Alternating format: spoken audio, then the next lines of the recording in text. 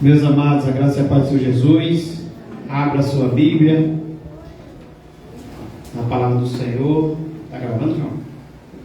Abra a sua Bíblia em 1 Coríntios capítulo 9.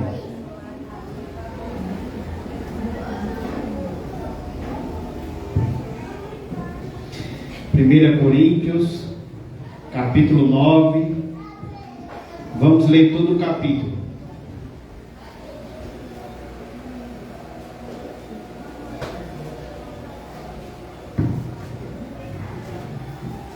Primeira Coríntios capítulo 9.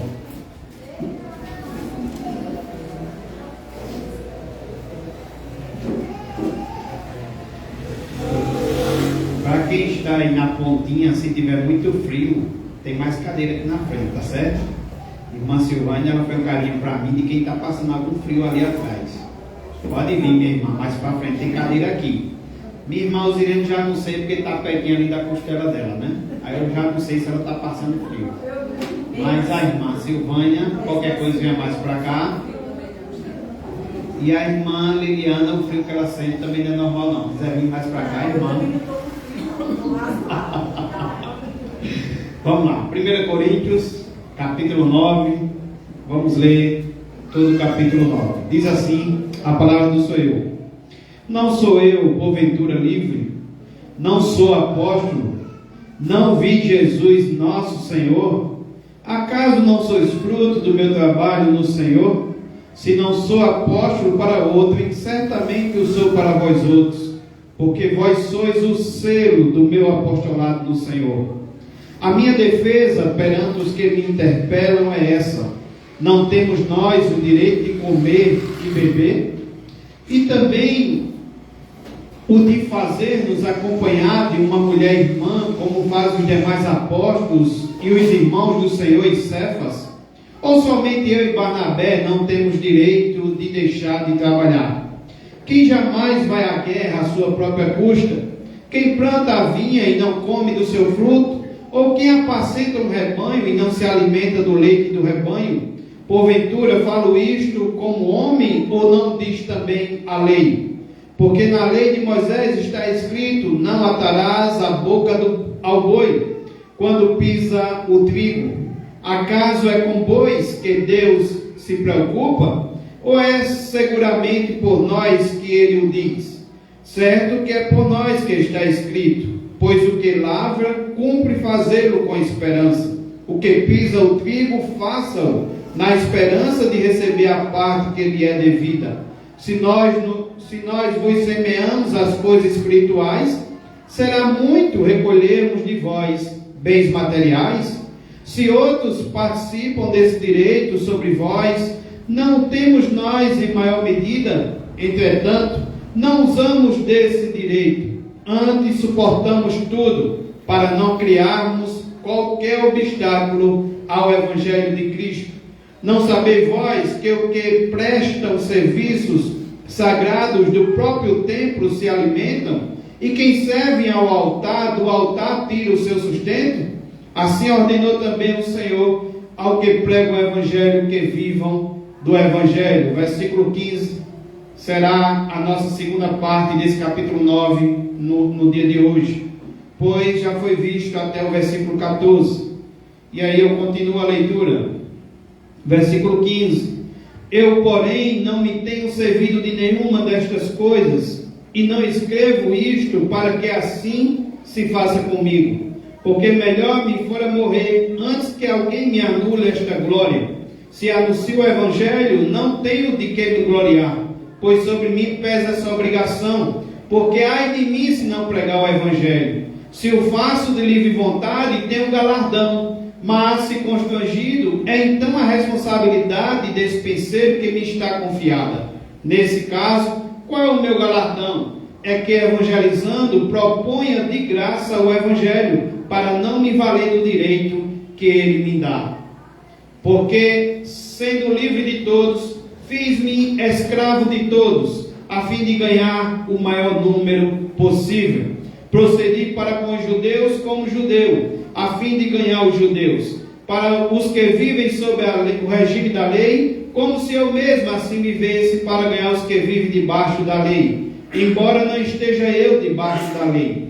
Ao sem lei, como se eu mesmo o fosse, não estando sem lei para com Deus, mas debaixo da lei de Cristo para ganhar os que vivem fora do regime da lei. Fiz-me fraco para com os fracos, com o fim de ganhar os fracos. Fiz-me tudo para com todos, com o fim de por todos os modos salvar alguns.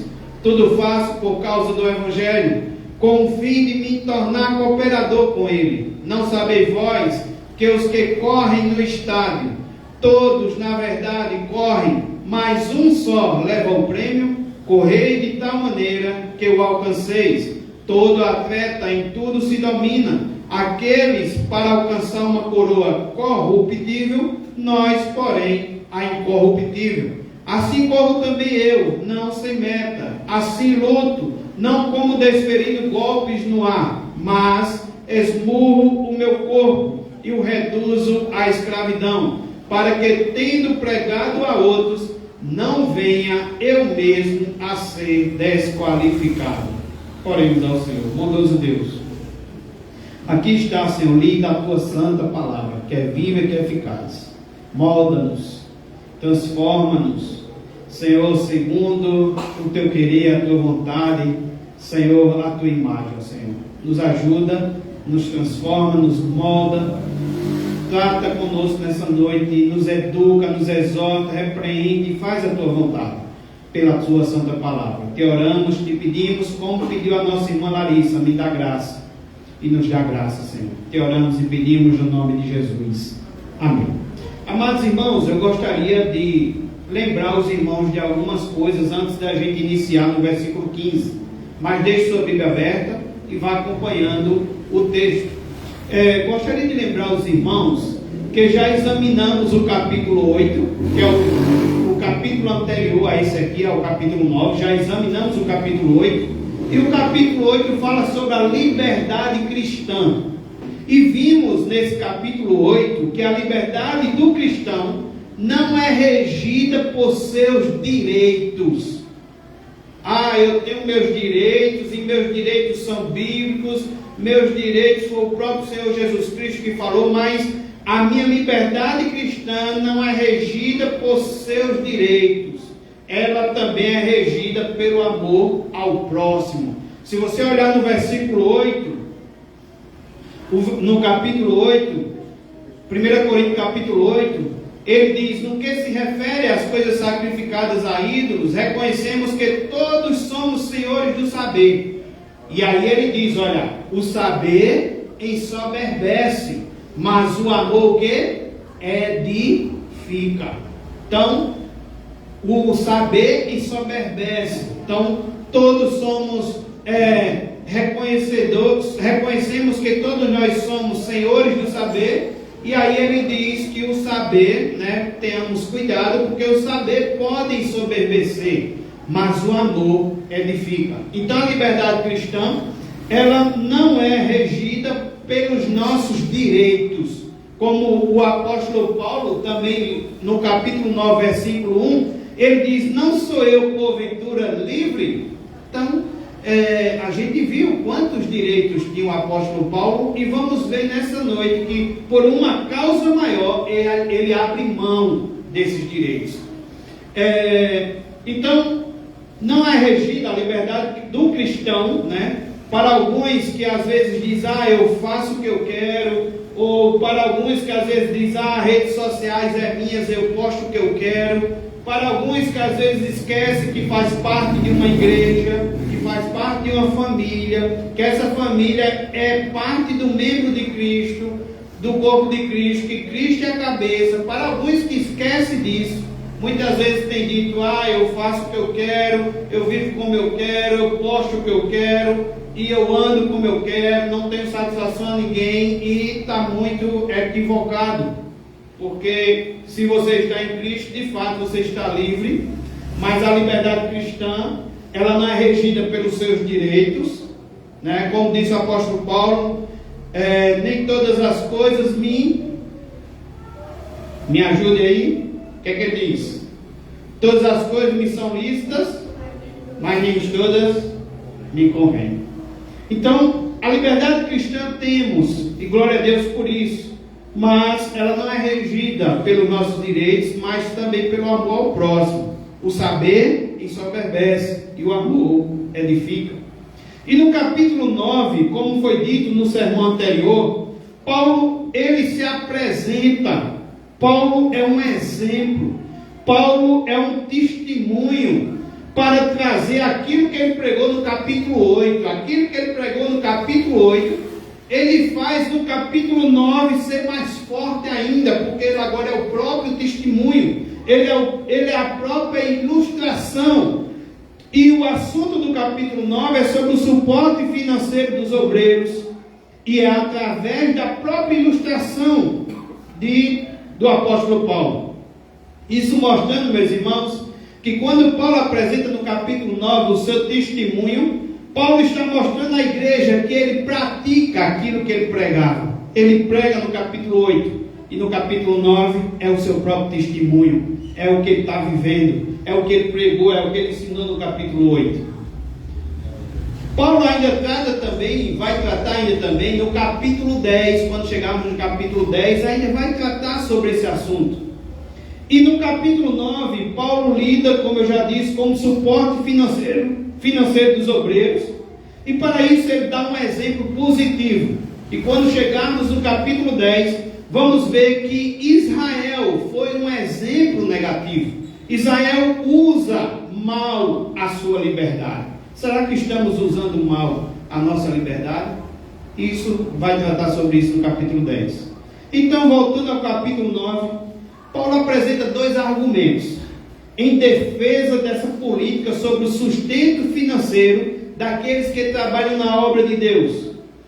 E Paulo, primeiro ele constrói a base para dizer que é direito seu, é direito do apóstolo, é direito do obreiro, é direito de Paulo, é legal, é bíblico que ele receba o salário da igreja. E isso vai do versículo 1 até o versículo 14.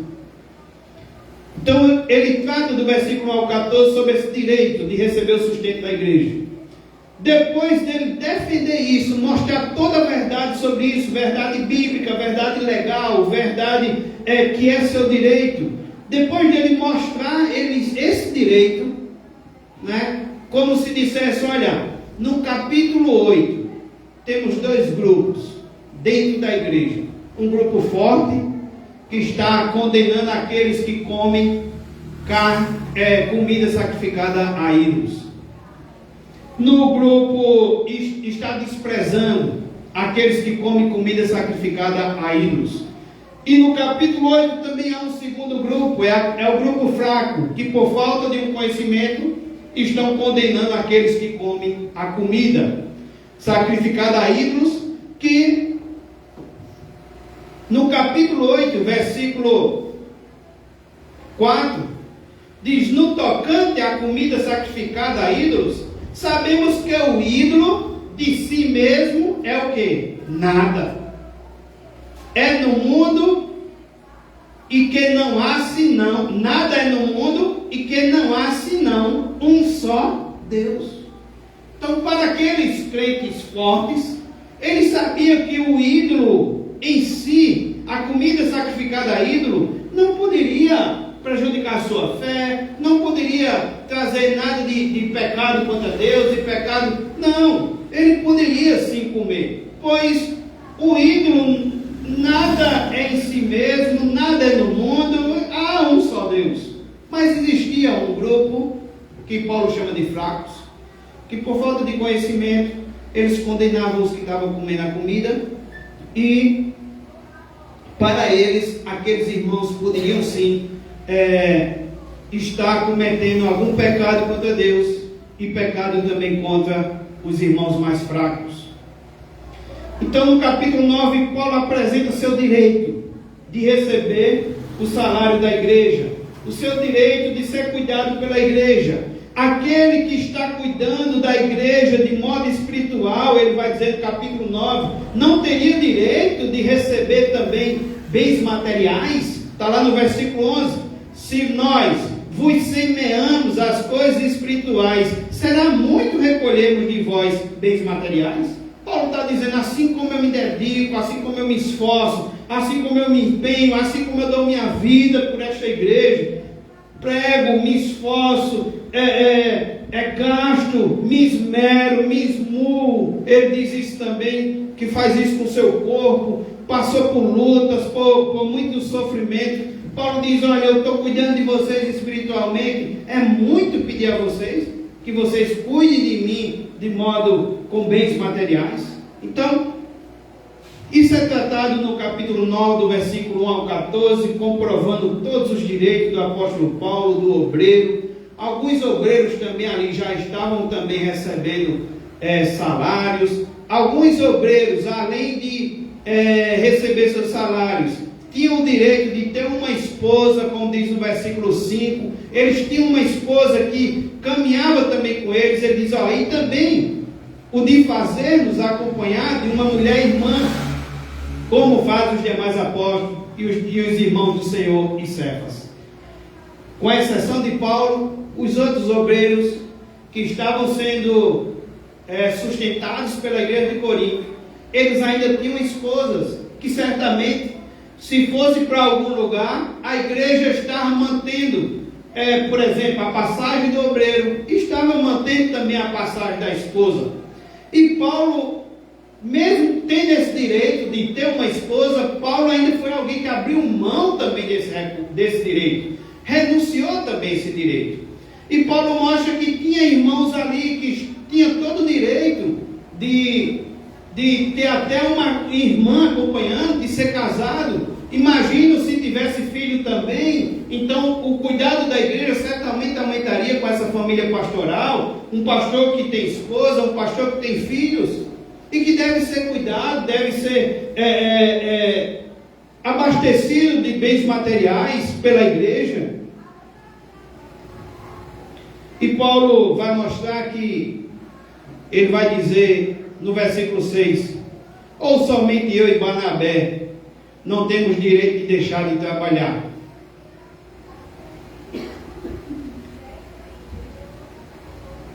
Versículo 4, não temos nós o direito de comer e beber?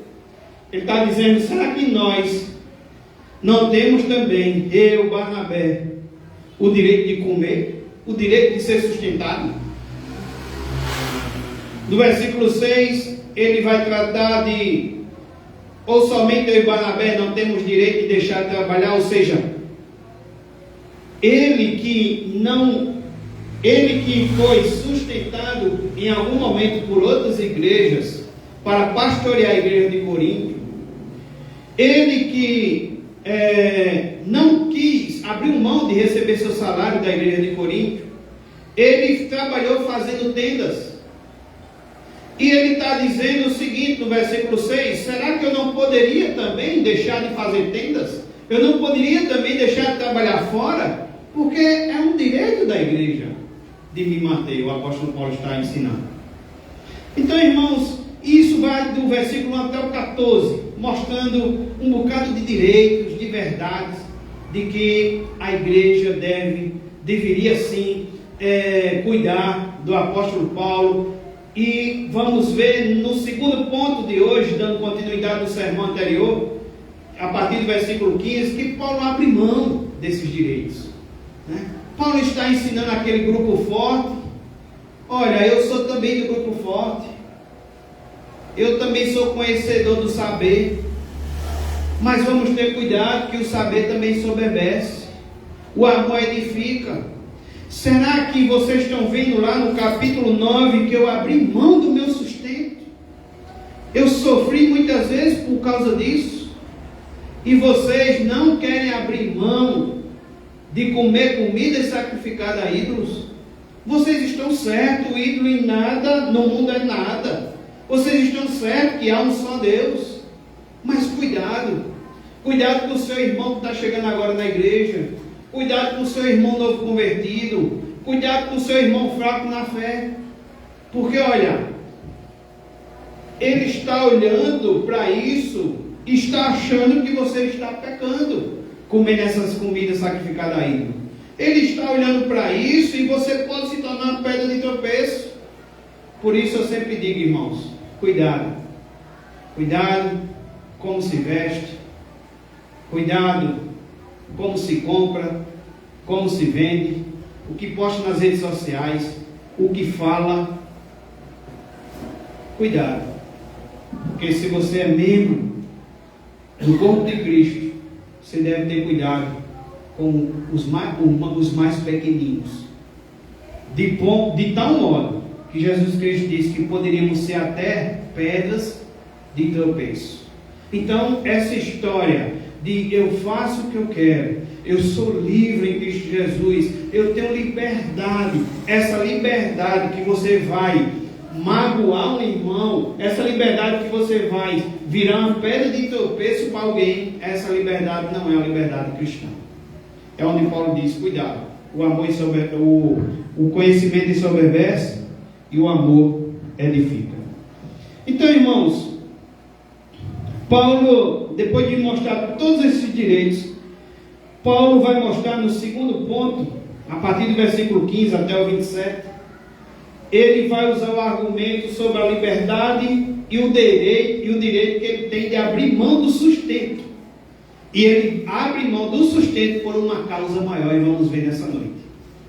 Eu queria lembrar os irmãos, de modo também muito rápido, resumido e breve, só alguns pontos do que a gente viu no sermão anterior. Nosso primeiro ponto, do versículo 1 ao 14, foi Paulo defender o seu direito de receber suporte financeiro da igreja.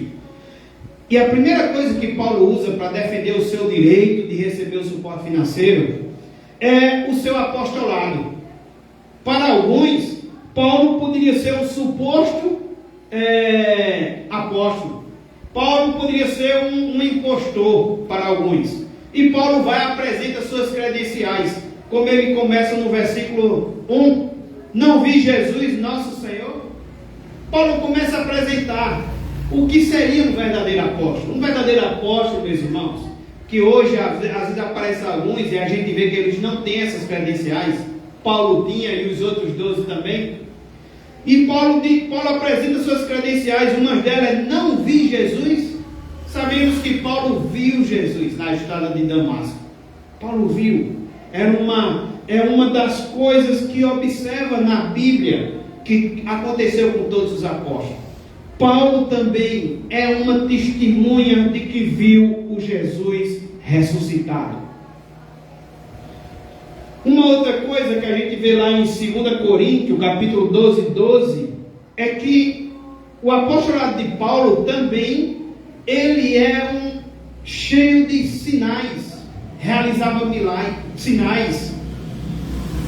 Paulo tinha essas duas credenciais, a credencial de ter visto Jesus e a credencial de realizar sinais. Então Paulo começa apresentando essas duas credenciais para aqueles que estavam duvidando se de fato ele era um apóstolo verdadeiro e para aqueles que estavam chamando ele de impostor. Paulo apresenta suas credenciais. Paulo ainda argumenta, defendendo sua autoridade apostólica. Ele argumenta no versículo 2: se não sou apóstolo para outro, Paulo está dizendo, olha, para outros eu posso até não ser apóstolo, mas para vocês, ele diz, olha, se não sou apóstolo para outro, certamente o sou para vós outros. E ele apresenta duas razões, né? A primeira razão é essa afirmativa que ele está dizendo: se não sou apóstolo para outros, certamente eu sou para vós outros.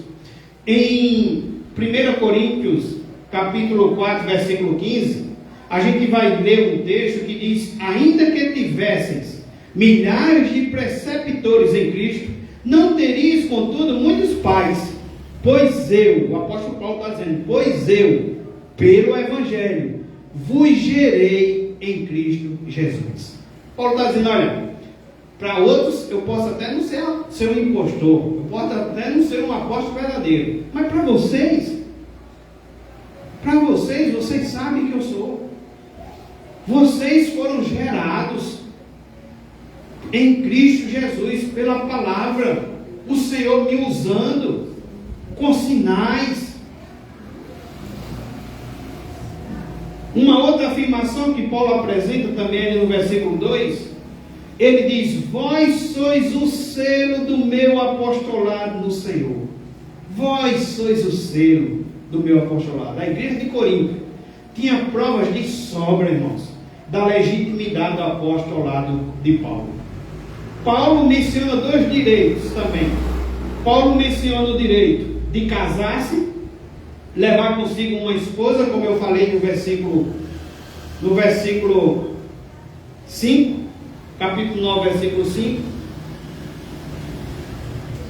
E Paulo também apresenta seu direito de não ter de trabalhar secularmente enquanto estivesse trabalhando na obra do ministério. Ele tinha esse direito também. Ele não era obrigado a trabalhar fora. Ele tinha o direito de trabalhar apenas no ministério e a igreja o manter nas suas necessidades. Assim, meus irmãos, Paulo, ele apresenta seus dois direitos: o direito de casar-se e o direito de ser sustentado pela igreja. E nesse texto a gente vai ver que Paulo abre mão desses dois direitos. Ele não se casou, nem mesmo tem direito, nem foi sustentado pela igreja de Corinto, mesmo tem direito. Antes trabalhou com as próprias mãos para o seu sustento pessoal. E Paulo deixou claro esse sustento no versículo 12. Ele diz: se outros participam desse direito sobre vós, não temos nós em maior medida? Entretanto, não usamos desse direito. Antes, suportamos tudo, para não criarmos qualquer obstáculo ao Evangelho de Cristo. Meus irmãos, a igreja de Corinto está faltando maturidade para com o seu pastor, para o mantimento do seu pastor, para o mantimento da família pastoral.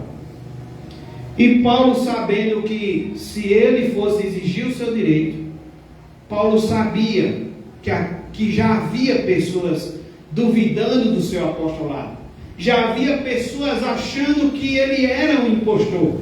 Então Paulo prova que ele está ali porque o ministério foi dado pelo Senhor. Paulo prova que ele está ali para pregar o Evangelho e não prega por causa de dinheiro. E a gente vai ver que Paulo é mantido até por outras igrejas, mas ele abre mão desse direito da igreja de Corinto por uma causa maior, para não criar o quê? Obstáculo ao Evangelho de Cristo. Será que nós, quando usamos da nossa liberdade cristã, de que eu tudo posso, entre aspas, eu sou livre, eu estou em Cristo Jesus, será que nós não estamos criando obstáculos?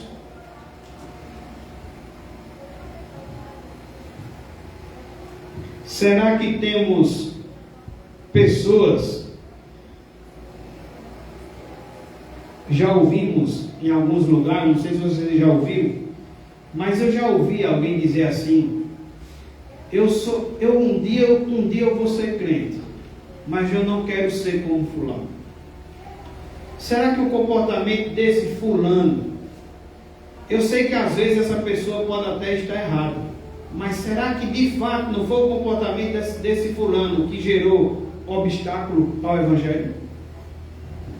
E aí o irmão pode dizer: ah, mas eu tenho meus direitos. Paulo também tinha direito de casar, não se casou, direito de ser mantido pela igreja, e abriu mão numa área que ele poderia: não, eu tenho direito, é bíblico, eu tenho direito. E ele começa a defender isso do 1 até o 14. Do 1 ao 14 ele está comprovando que ele tem direito de ser sustentado pela igreja. Depois do versículo 15 ele mostra que por uma causa maior abriu mão. E seria muito pequeno a gente voltar para o versículo, para o capítulo 8, e você: eu vou comer essa comida, porque eu sei que o ídolo em si não é nada, o ídolo no mundo não é nada, há um só Deus. Mesmo isso estando sacrificado a ídolo, eu sei que isso não vai me causar nenhum mal, eu sei que eu vou pegar, vou dar graças ao Senhor, vou agradecer, porque tudo vem do Senhor, mas eu vou comer. eu vou comer e tem uma coisa, e se o meu irmão mais fraco chegar na minha casa, eu ainda boto na mesa para ele comer também. Isso é desaforo. Isso é pegar a liberdade cristã e usar ela de forma errada. É arriscar ser uma pedra de tropeço para o irmão que é mais fraco. Então, mesmo com o seu direito, você estando certo, mesmo Paulo estando certo, cheio de direitos aqui, sobre o sustento, Paulo abre mão desse direito.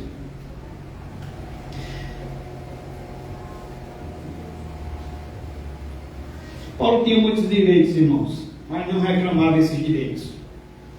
É como, às vezes eu vejo um crente dizer, eu faço o que eu quero, eu posto o que eu quero, e as redes sociais é minha. É seu, eu sei que o celular é seu, eu sei que a rede social é sua, não foi nem eu que abri, não foi a igreja que abriu. Eu sei, as roupas foi você que comprou, o dinheiro foi seu, do seu trabalho, do seu suor. Mas como você está usando essa liberdade cristã? A Bíblia diz que quer comer, quer beber, façais tudo para a glória de Deus.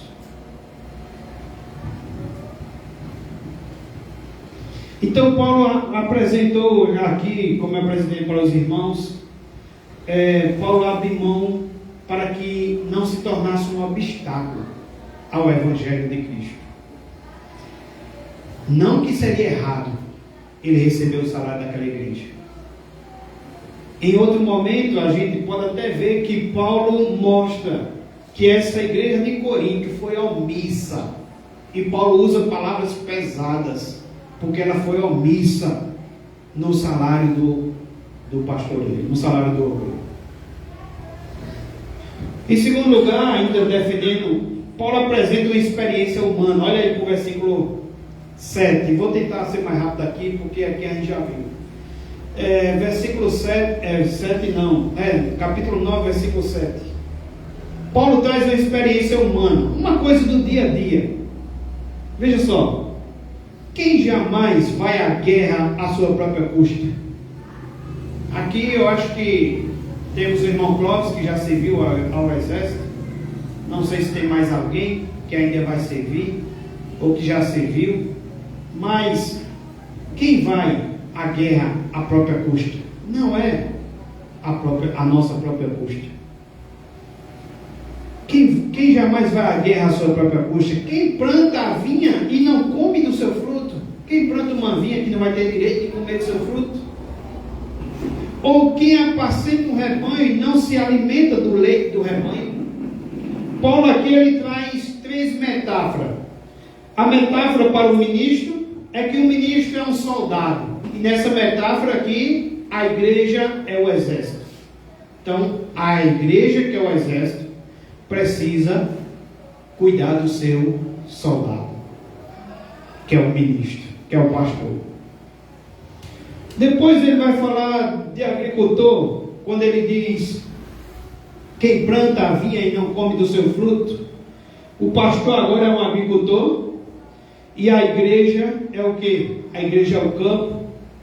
E qual é o agricultor que vai trabalhar no campo e não vai ter direito de colher os seus frutos? Depois, por fim, ele apresenta uma metáfora que ele diz: ou quem apacenta um rebanho e não se alimenta do leite do rebanho. Ele traz a metáfora para o ministro, uma metáfora de pastor, e para a igreja uma metáfora de rebanho. O ministro cristão tem o direito de esperar os benefícios do seu labor. Se isso é verdade, no âmbito secular, no âmbito do dia a dia, na experiência do dia a dia que ele está apresentando aqui no versículo 7, quanto mais, irmãos, no âmbito espiritual. Paulo ainda apresenta como defesa para sustento do obreiro a lei do Antigo Testamento, que vai do versículo 8 ao versículo 12. E não vamos ler para a gente ganhar mais tempo, mas ele vai apresentar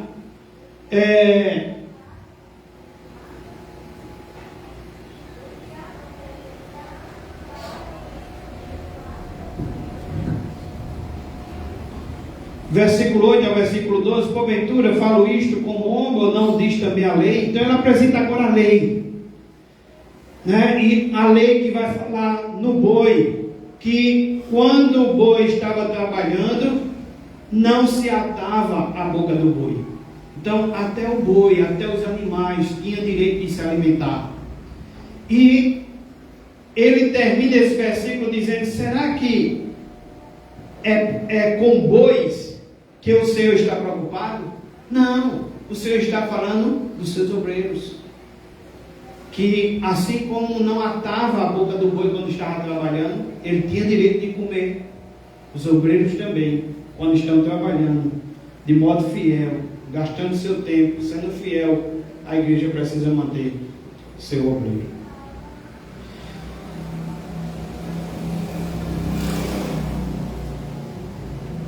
Paulo recebeu suporte financeiro de outras igrejas para poder servir a igreja de Corinto. Paulo vai citar em 2 Coríntios 12, do 11 ao 13, o quanto a igreja de Corinto foi omissa nesse cuidado com ele. No quarto ponto, ainda para defender o direito de receber, ele apresenta a prática do Antigo Testamento no versículo 13, o direito do obreiro ser sustentado. Não sabeis vós que os que prestam serviços sagrados do próprio templo se alimentam? E quem serve ao altar, do altar tira o seu sustento?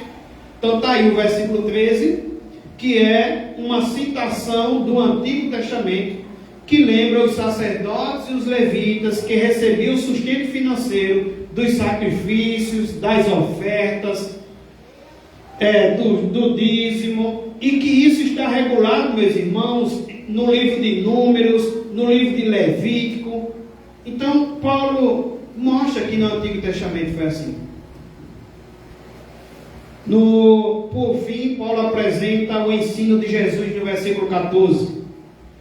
Versículo 14, ele diz assim: ordenou também o Senhor, Jesus, né? Aos que pregam o Evangelho, que vivam de quê? Os irmãos estão acompanhando? Versículo 14. Assim ordenou também o Senhor aos que pregam o Evangelho, que vivam do Evangelho. Então, ele apresenta, por fim aqui, ele apresentou 5 coisas, e por último ele apresenta o próprio ensino do Senhor, que aquele que trabalhava no altar, assim ordenou também o Senhor aos que pregam o Evangelho, que vivam do Evangelho. Então, meus irmãos, este é um princípio fundamental que a igreja não pode negligenciar. Essa não é uma ordem qualquer, pois vimos que é um mandamento direto do Senhor Jesus. Aquele que trabalha no ministério deve viver do ministério. A ordem é revestida da mais alta autoridade porque veio de Cristo. Dessa maneira, Paulo fecha o seu argumento dizendo que receber sustento da igreja era um direito legítimo e bíblico que lhe pertencia como apóstolo. Paulo parece que está numa tribuna, está defendendo sua defesa, e a gente viu que a igreja tinha motivos de sobra para cumprir com isso, de modo que não cumpriu e foi omissa. E depois de mostrar todo esse direito, será que alguém aqui teria mais direito ainda para se defender quando faz uma postagem que não glorifica a Deus, quando faz uma postagem que não mostra que é um crente, que mostra que não, que parece mostrar que não é um crente, quando faz uma postagem que parece ser mais uma pedra de tropeço para novos convertidos do que uma boca que anuncia o Evangelho das Boas Novas? Isso envolve muitas coisas na área cristã: nossa roupa, nossas vestes e tantas outras coisas. Lembrando que estamos tratando sobre a liberdade cristã. Depois de Paulo defender todos estes direitos, aí ele trata agora do segundo assunto, do 15 ao 27. Ele defendeu o seu direito de recusar o suporte financeiro da igreja. Será que Paulo está entrando em contradição? Ele defende tanto o direito e depois recusa. Sim, mas ele recusa, e ele vai dizer por que recusa. Ele recusa porque aquela igreja estava faltando maturidade naquela igreja. Aquela igreja, se ele não recusasse, ele poderia se tornar um obstáculo para o crescimento dela, para o evangelho. Então Paulo, ele abre mão dos seus direitos, porque há uma causa maior, e a causa maior é o crescimento do reino de Deus. Paulo não é, como diz John Piper, e eu posso aplicar isso a mim também, Paulo não é um profissional. Um pastor não é um profissional, irmãos. Um pastor é um vocacionado, é chamado. Então um pastor, um obreiro, um apóstolo feito Paulo, ele não está ali por causa do dinheiro. Ele não está ali porque lhe faltou emprego. Não. Ele não é um profissional, ele é um vocacionado. A Bíblia diz que é Deus que dá pastor à igreja. Não é a igreja que dá pastor à igreja, é Deus que dá pastor à igreja. Mas vamos ver o segundo ponto. Paulo agora defende o direito de recusar o suporte financeiro da igreja, do versículo 15 ao 17. E Paulo faz isso, irmãos, porque é um cristão maduro. Ele, por ser um cristão maduro, ele desiste dos seus direitos. É tipo assim, eita, eu ia postar essa foto nas redes sociais, a rede social é minha, a roupa é minha, o corpo é meu, mas eu tenho todos esses direitos, eu estou em Cristo Jesus, já não há mais nenhuma condenação para aqueles que estão em Cristo Jesus, mas essa foto glorifica a Deus, essa foto vai convencer alguém de que eu sou um filho de Deus, uma filha de Deus, essa foto vai convencer alguém que Cristo está na minha vida, as pessoas vão ver em mim o brilho de Cristo, nessa minha compra, nessa minha venda, nesse meu trabalho, né? em ser um empregado, em ser um patrão, em todas as áreas, em ser um marido, em ser uma esposa. Fazemos parte de uma família, irmãos, membros de Cristo, onde lá em 1 Coríntios, se eu não me engano, capítulo 14, quando for tratar sobre os membros, ele vai falar que já viu um membro, por exemplo, ser feito só de olho? Já viu um corpo ser feito só de olho? Um corpo ser feito só de pé? Como seria? E ele vai dizer que o menor deles, o menor membro do corpo, é importante. Ou é mais importante, algo desse tipo ele vai dizer. Então, somos uma família que devemos se alegrar com quem se alegra, devemos chorar com quem chora, devemos sim dar um bom testemunho, devemos sim fazer com que pessoas cheguem aqui e digam: eu vou lá naquela igreja congregacional porque eu vi Cristo na vida do irmão, eu vi Cristo na vida da irmã. Devemos ser assim, irmãos. E Paulo, abrindo mão dos seus direitos, ele levanta alguns motivos. Primeiro motivo, Paulo abre mão do seu direito pelo amor ao Evangelho. Segundo motivo, Paulo abre mão do seu direito de receber o sustento da igreja de Corinto, não que ele não recebia de outra, mas da igreja de Corinto, por amor aos pecadores. Havia falta de maturidade, falta de crescimento espiritual. Paulo abre mão desse direito por amor a si mesmo. Veja aí do versículo, para que a gente veja o primeiro ponto, versículo 15 a 18. Ele recusou o suporte financeiro da igreja por amor ao Evangelho. Veja aí do 15 ao 18. Eu, porém, não me tenho servido de nenhuma destas coisas, e não escrevo isto para que assim se faça comigo, porque melhor me fora morrer antes que alguém me anule esta glória. Se anuncio o Evangelho, não tenho de que me gloriar, pois sobre mim pesa essa obrigação. Porque ai de mim se não pregar o Evangelho. Se o faço de livre vontade, tenho galardão, mas se constrangido, é então a responsabilidade de despenseiro que me está confiada. Neste caso, qual é o meu galardão? É que, evangelizando, proponha de graça o Evangelho, para não me valer do direito que ele me dá. Então Paulo, ele recusa o suporte financeiro da igreja, em primeiro lugar, pelo amor ao evangelho. Ele já disse no versículo 12 que ele não deseja ser um obstáculo ao evangelho.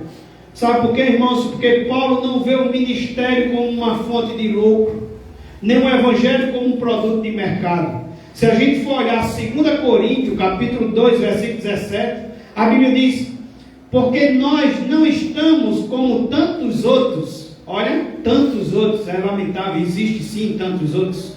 Mas Paulo diz: nós não estamos como tantos outros, mercadejando a palavra de Deus.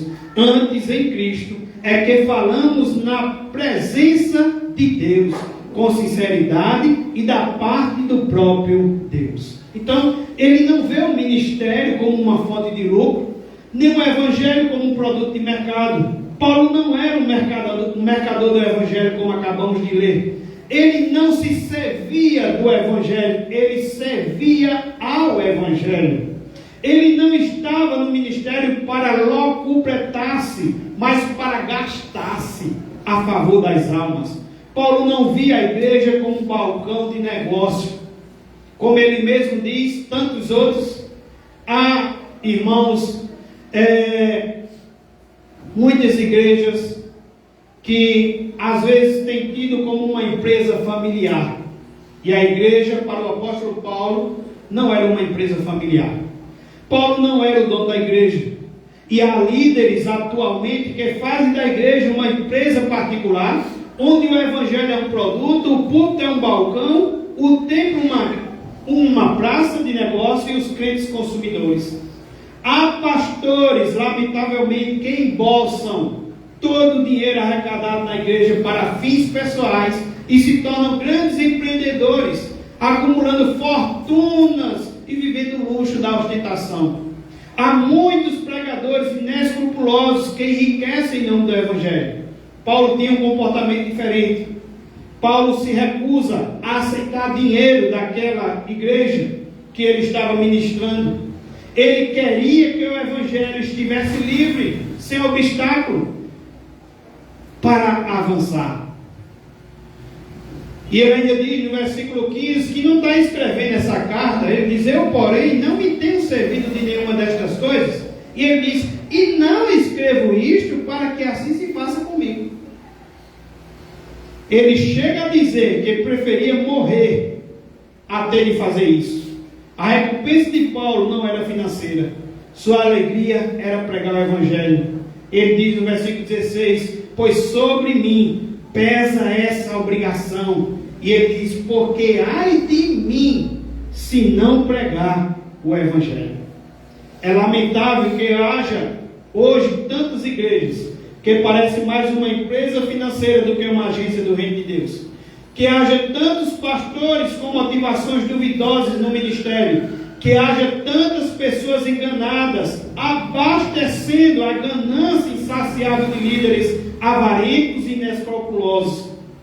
É triste ver as indulgências da Idade Média voltando com novas roupagens dentro da igreja chamada evangélica.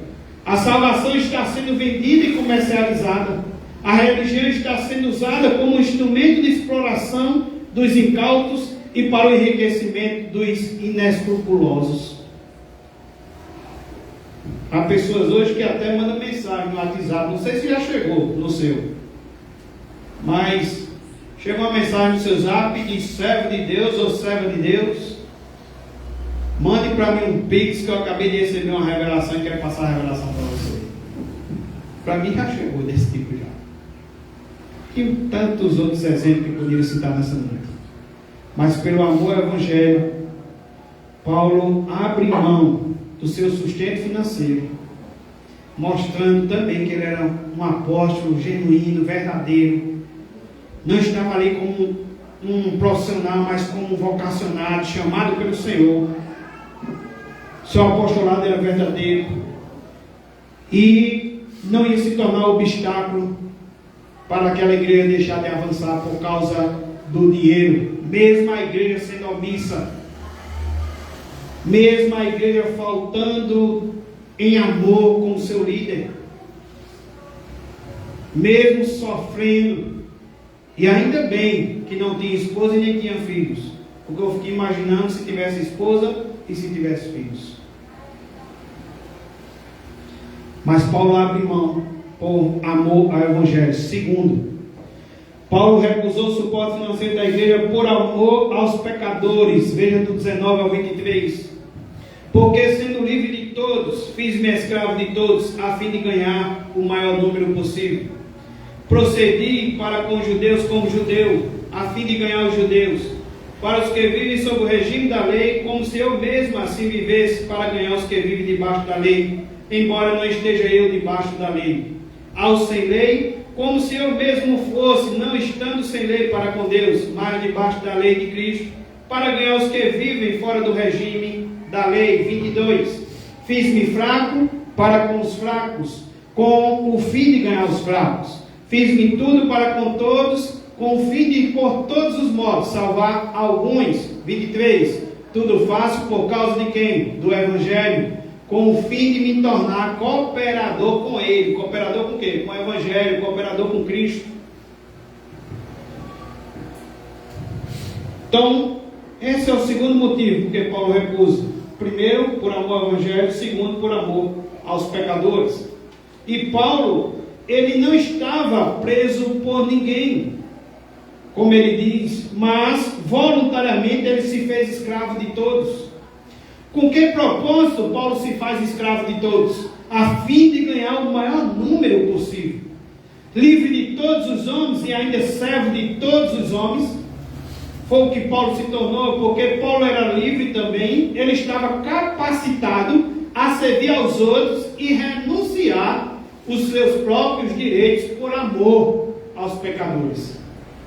É importante lembrar aos irmãos que muitos críticos julgam de forma equivocada a atitude de Paulo aqui, pensando que Paulo estava aqui se comportando como um camaleão, mudando suas atitudes, mudando suas mensagens em cada nova situação.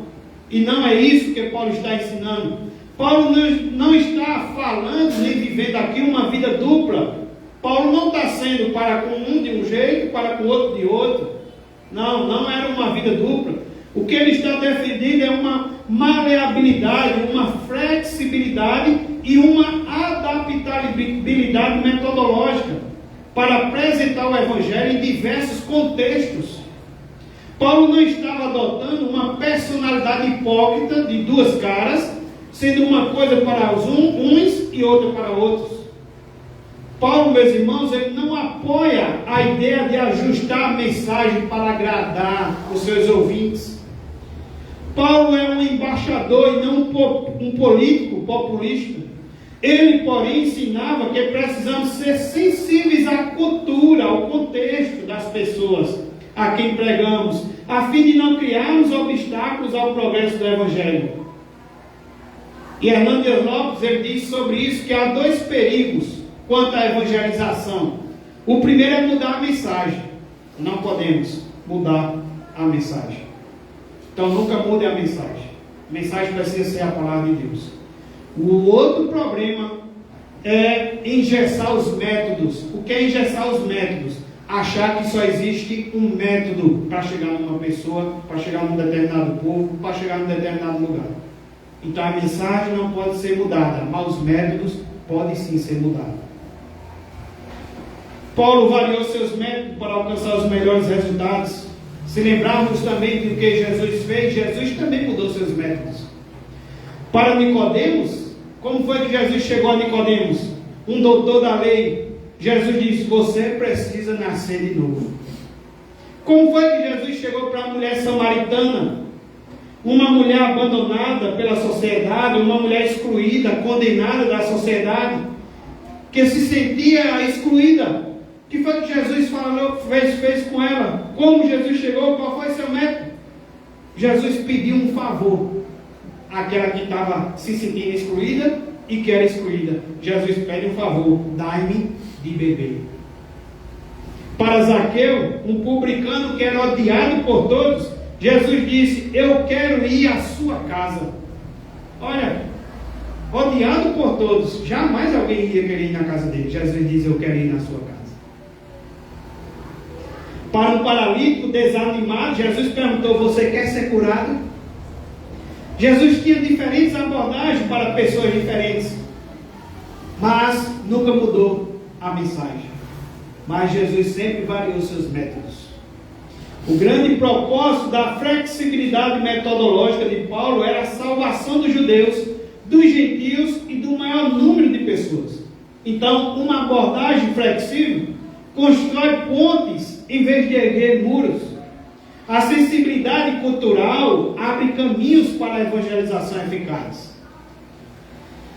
Paulo também usa uma terceira coisa para mostrar porque recusou o seu sustento financeiro. Em terceiro lugar, Paulo recusou o suporte financeiro da igreja por amor a si mesmo. Versículo 24 até o 27. Não sabeis vós que os que correm no estádio, todos na verdade correm, mas um só leva o prêmio. Correi de tal maneira que o alcanceis. Todo atleta em tudo se domina. Aqueles para alcançar uma coroa corruptível, nós, porém, a incorruptível. Assim como também eu, não se meta. Assim luto, não como desferindo golpes no ar, mas esmurro o meu corpo e o reduzo à escravidão, para que, tendo pregado a outros, não venha eu mesmo a ser o quê? Desqualificado. Paulo usa, meus irmãos, o amor a si mesmo. Porque Paulo usa também a figura aqui de um atleta. A cidade de Corinto, meus irmãos, era uma cidade mais importante do mundo antigo na área dos esportes. Tirando os Jogos Olímpicos de Atenas, os Jogos Istmicos eram os mais importantes do planeta naquela época. Então Paulo usa a figura do atleta. Ele se compara a um corredor. E Paulo usa também a figura de um lutador. Paulo diz que o alvo do atleta é vencer. Então, o ministro é um atleta cujo alvo também é vencer. E Paulo, com essa metáfora, com essa figura, Paulo ensina pelo menos 4 lições aqui para nós. Primeiro, a vida cristã. Isso serve não só para o obreiro, mas para todos os crentes. A vida cristã é um campo de batalha e não uma colônia de férias. A vida cristã é um campo de batalha e não uma colônia de férias. A vida cristã, meus irmãos, é uma luta renhida e sem trégua. Você entra nessa luta como um boxeador, como alguém que vai travar uma batalha de vida ou morte. A caminhada cristã é uma batalha de vida ou morte. E a palavra luta aqui traz a ideia de agonia. Trata-se de uma luta agônica. E um atleta mal treinado não pode ganhar a corrida nem a luta. Então a vida cristã é um campo de batalha e não uma colônia de férias. E um atleta mal treinado, ou um crente mal alimentado, de Bíblia, de oração, de comunhão com os irmãos. Um atleta mal treinado não pode ganhar a corrida nem a luta. Não é assim com um atleta? É assim também com os crentes. Segunda coisa que Paulo nos ensina é que a vitória na luta exige também disciplina. Um atleta sem disciplina jamais será um vencedor. O que é aqui a disciplina? Um atleta, por exemplo, abdica de coisas boas por causa das coisas melhores. Guarde isso no seu coração. Um atleta, ele abdica de coisas boas por causa das coisas melhores. De que maneira ele tem de cuidar da sua dieta? Quando alguém chega para um atleta com algumas guloseimas, por amor ao seu propósito de vencer, se dispõe a abrir mão dessas iguarias. Essas coisas podem até ser boas, mas interferem no alvo maior do atleta que é vencer. Assim, essas coisas se tornam impedimento para o cumprimento do seu alvo. Então, ele abre mão de um direito que tem, de uma coisa boa em si mesma, por algo melhor. E vem uma observação: um atleta indisciplinado é desclassificado e se torna inapto para a luta. O atleta também precisa correr de acordo com as normas. Não adianta vencer. É preciso fazê-lo de acordo com os princípios estabelecidos. Deus requer do atleta não apenas desempenho, mas também fidelidade. Só o atleta que corre e luta segundo as normas pode ter uma vitória legítima e ser coroado. E ele ainda fala que o atleta está lutando por uma coroa por um prêmio que é corruptível. E o nosso é o quê? Incorruptível. Ele ainda ensina que o atleta precisa se concentrar na sua meta. Um corredor não fica olhando para trás ou para os lados, jogando beijos para a torcida que está nas arquibancadas. Ele mira o alvo e corre na direção do alvo. Ele não pode depender do aplauso do público, nem se intimidar com vaias. Olha como é interessante, irmãos, essas aplicações. Ele precisa fixar-se obsessivamente no alvo e avançar com determinação. Paulo diz que nós estamos numa pista de corrida e não podemos nos distrair por nenhuma coisa, irmãos. Não se distraiam. E qual é a nossa meta? Glorificar a Deus, através de ganhar o máximo de pessoas para o Evangelho. Paulo diz: eu faço tudo para ganhar o máximo de pessoas para Jesus. Eu abro mão dos meus direitos quando se trata de promover o Evangelho. Por último, só podemos ganhar outros se dominarmos a nós mesmos. Paulo diz: mas esmurro o meu corpo. Paulo tratava o seu corpo com severidade, para não ser desqualificado. Paulo não está falando aqui de perder a salvação, mas está falando de perder o prêmio, o galardão. Está falando na possibilidade de se chegar ao final da corrida e não agradar o seu Senhor. Sabemos que um corredor pode chegar no final da corrida, mas ele pode não receber o prêmio. Agora, se um atleta treina e corre a exaustão para receber uma medalha perecível, Paulo nos ensina quanto mais nós deveríamos exercitar a disciplina para recebermos a coroa incorruptível. Para alcançarmos o alvo de glorificar a Deus, levando aos pés de Jesus o maior número de pessoas, vale a pena, meus irmãos, todo esforço e disciplina. Precisamos sacrificar ganhos imediatos por recompensas eternas. Quando falava aqui em atleta, eu lembrava até de quem faz academia. Porque quem faz academia às vezes, né, nem sempre, mas por que quem está fazendo uma academia ou está fazendo uma dieta, porque às vezes rejeita um hambúrguer tão gostoso? E não há nenhum mal no hambúrguer, mas porque ele tem um alvo, ele tem uma meta, ele tem coisas melhores.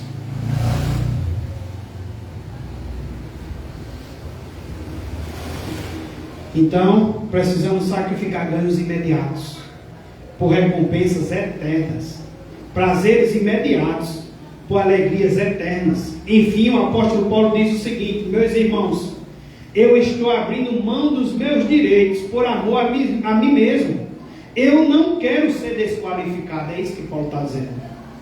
Como é triste também ver tantas pessoas desqualificadas no meio da corrida, no meio também do ministério.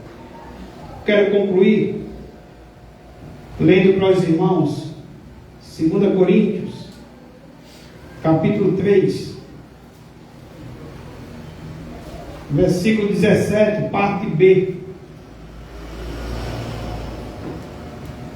Assim como há uma mal interpretação sobre a liberdade do cristão, vamos ver um texto aqui que também há mal interpretação. 2 Coríntios capítulo 3, versículo 17, parte B, onde ele diz: onde está o Espírito do Senhor, aí há liberdade.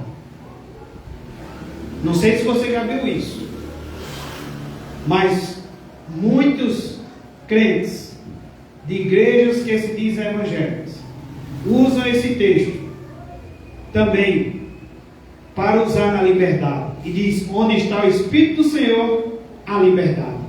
Aí a gente vê pessoas dentro da igreja correndo, batendo palmas e, como diz Augusto Nicodemo, plantando bananeira. Por quê? Porque eles usam o texto de modo mal interpretado, fora do contexto, para dizer: onde está o Espírito do Senhor, aí a liberdade. Aí existe vídeos na internet de pessoas subindo até em coluna da igreja dentro do culto, no momento do culto, plantando bananeira, que é botando a mão no chão e as pernas para cima, outros correndo, batendo palma, marchando, cadeira voando, copo voando. Eu já vi cadeira voando e copo voando. Então, as pessoas dizem que é porque onde está o Espírito do Senhor, há liberdade. Que liberdade é essa? Muito mal interpretada. 1 Coríntios capítulo 9, versículo 1, Paulo também diz: não sou eu, porventura, livre? Eu volto a essa pergunta que eu falei no início. Eu não sou livre? Não sou eu, porventura, livre? Aí 1 Coríntios capítulo 6, versículo 12, vê um texto que eu pedi ajuda aos irmãos em uma parte do sermão. Todas as coisas me são lícitas, mas nem todas convêm. Nem todas convêm, irmãos. Eu sou livre. O hambúrguer para o atleta, não há nada de mal em comer um hambúrguer para o atleta, mas pode tirar ele do alvo, pode tirar ele da meta, pode tirar ele do prêmio. Todas as coisas me são lícitas, mas nem todas convêm. Todas as coisas me são lícitas, mas eu não me deixarei dominar por nenhuma delas. 1 Coríntios capítulo 10, versículo 23, ainda sobre liberdade. Um texto muito parecido com o que acabamos de ler. O texto diz: todas as coisas são lícitas, mas nem todas convêm. Todas são lícitas, mas nem todas edificam. Nem todas edificam. O que é, meus irmãos, a liberdade cristã? Preste atenção: a liberdade cristã se manifesta de forma madura quando você tem direitos verdadeiros, legítimos, mas por amor aos outros, você abre mão desses direitos. Essa é a liberdade cristã. No dicionário do cristão, o outro vem na frente do eu. É uma coisa que muita gente não aceita isso. Mas no dicionário cristão, o outro deve ser visto como superior a mim. Ele deve vir primeiro na frente do que o eu. Não é primeiro eu. Na ética cristã, o amor prevalece sobre o próprio conhecimento. Como Paulo disse, o conhecimento ensoberbece, mas o amor edifica. E Paulo ensina, Paulo demonstra aquilo que pregou no capítulo 8, demonstra no capítulo 9, com a sua própria vida. Que Deus nos abençoe, meus irmãos. Que podemos pensar sobre isso. Uma vez chegou alguém para um pastor e disse: pastor, eu posso fazer isso? Pode. Posso fazer aquilo? Pode. Posso fazer isso? Pode. Posso fazer aquilo? Pode. Isso aí dizendo um bocado de coisa, né? Aí disse: ô pastor, por que eu não posso? Ele disse: entrar no céu.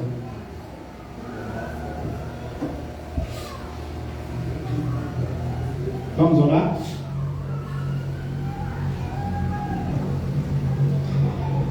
Pai, nos ajuda, Senhor, como foi dito na oração inicial, nos molda a tua imagem. Se for preciso, nos dá um novo coração. Se for necessidade de nos salvar, nos salva, nos restaura, nos renova, nos transforma. E que possamos viver a liberdade cristã, Senhor, não com o conhecimento que ensoberbece, mas com amor que edifica, cuidando um dos outros, Senhor, e recebendo graça, discernimento e sabedoria pela causa do Evangelho, muitas vezes negando a nós mesmos, muitas vezes recuando, muitas vezes sofrendo os danos, muitas vezes deixando de lado nossos direitos pela causa do Evangelho. Te oramos, Pai, e te pedimos no nome de Jesus. Amém.